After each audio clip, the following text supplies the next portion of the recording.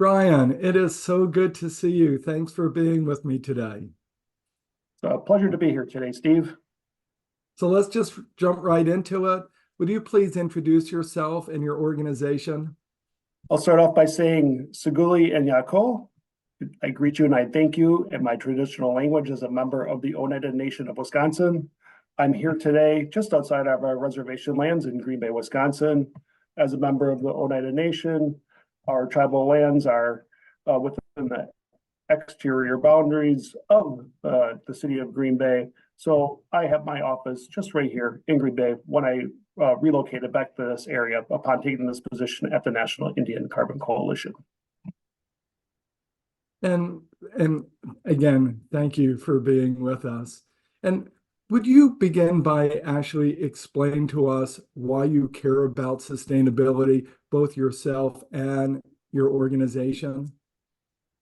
As a tribal member and as the program director for the National Decarbon Coalition and a tribally-led not-for-profit organization, a lot of the work that we do is engagement with tribal nations and indigenous communities throughout North America.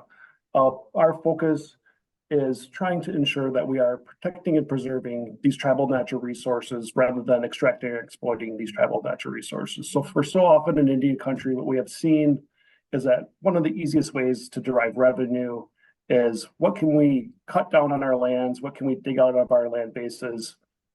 Exactly what, are our extraction techniques are we able to do? So through these carbon markets, carbon sequestration projects, looking at nature-based solutions, we want to examine these natural resource bases that are within our tribal communities on our indigenous lands, and then how we might be able to monetize those opportunities by keeping those natural resource bases in the ground themselves. And what we have found through these carbon market industries is that this is a viable solution for tribal nations to participate in the industry and yet be able to protect all of these natural resources for future generations. Thank you. And you used the terms, carbon credits and carbon offsets, and I hear that a lot in the marketplace. Would you take just a minute and explain to us what you really mean by that? In the simplest terms, when we talk about a carbon credit, as we state, it's 1 metric ton of carbon sequestered in the ground. We have 5 current projects that we are operating in Indian country in which we are actively selling carbon credits. They are all based on improved forest management protocols and projects. So within that, we do an analysis on the tribal nations' forested lands. We do a measurement. We work with industry experts. We work with carbon market registries to ensure that the science is sound and accurate. And then we at the National Indian Carbon Coalition assist the tribal nation to step through that process for project development, looking at how many tons of carbon can be stored within that forested lands on that tribal reservation land base. And then when we find that what that rate of carbon sequestration is via a carbon credit, which again is the 1 metric ton of carbon per credit, we can then calculate what revenue could potentially be generated for the tribal nation itself. And speaking of that, in November, ISSA is having its annual convention this year. It happens to be in Las Vegas, and there'll be something north of 12,000 people attending from all over the globe. So can you sort of help us get a sense that if someone is going to buy a travel credit or, whatever it is that you do, what they should do? And importantly, could you give us a sense of how much it would cost someone, just a rough guess, for them to offset their flight and their hotel and their other stuff to be able to, offset their impacts and be able to do something really meaningful to people who I think could really do something good with that money and make a difference in our world? Most definitely. So some of the things that we work on at the National Indian Carbon Coalition is because, again, we do not sell carbon credits on behalf of tribal nations to any old buyer.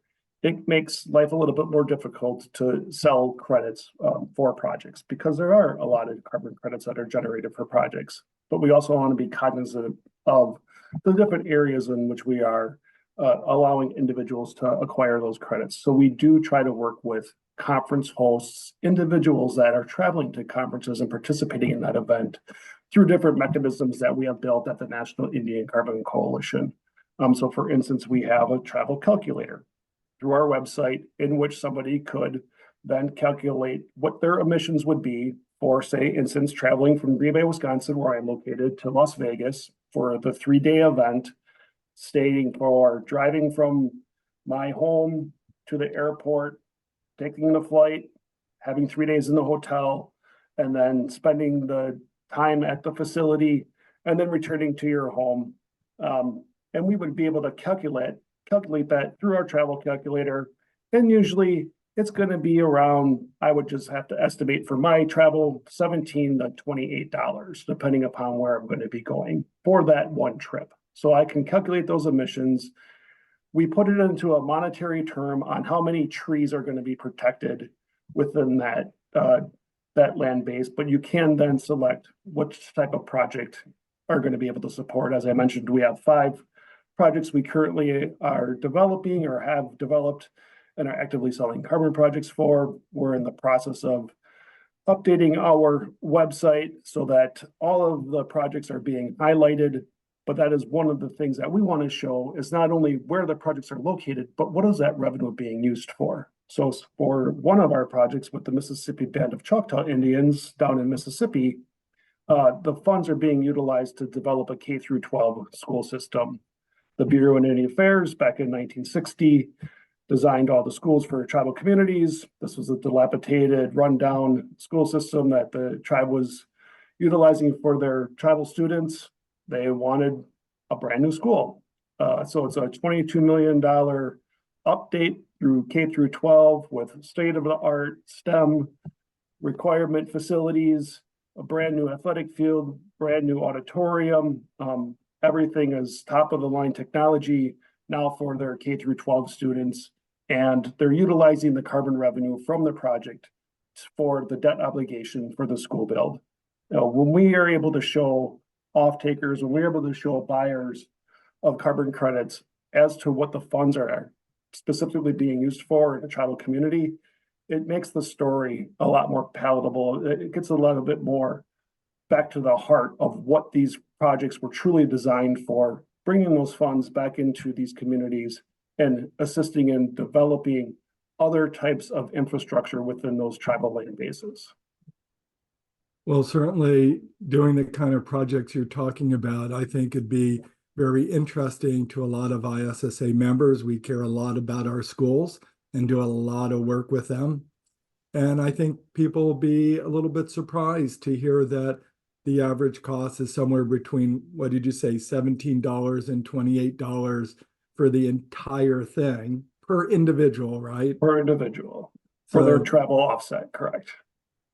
So thank you for explaining that.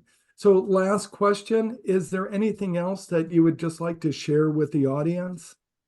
No, Steve, we appreciate the time here to be able to tell our stories, because a lot of times when we hear about the carbon industry, we're hearing a lot of stories coming out of the global south of how these projects are not truly working for Indigenous communities. And that's one of the things that we strive for at the National Indian Carbon Coalition, is showing that we can create high quality, high integrity carbon projects on Indigenous lands in North America.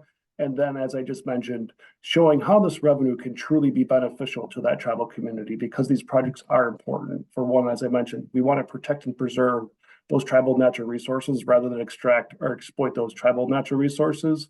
But then we're able to tell that story as to what are these funds being given back to within that tribal community itself? How are they assisting that community in developing these school systems? Are one of our main goals is acquisition of lands that were lost or stolen over time and getting back into tribal hands. Again, as I mentioned, on my reservation as a member of the Oneida Nation, we're 65,000 acres. We own about a third of that land base because the lands were taken or stolen through nefarious actors throughout our history working with the federal government and other bad actors. So these are issues that we're trying to address in Indian country. One of the mechanisms that we found has been utilizing the carbon market arena and the industry to help with that.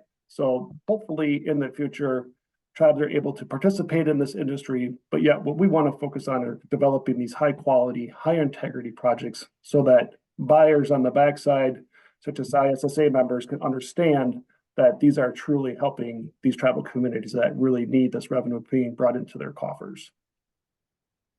Bryan, thank you very much for spending some time with us today. We really appreciate it. Thank you.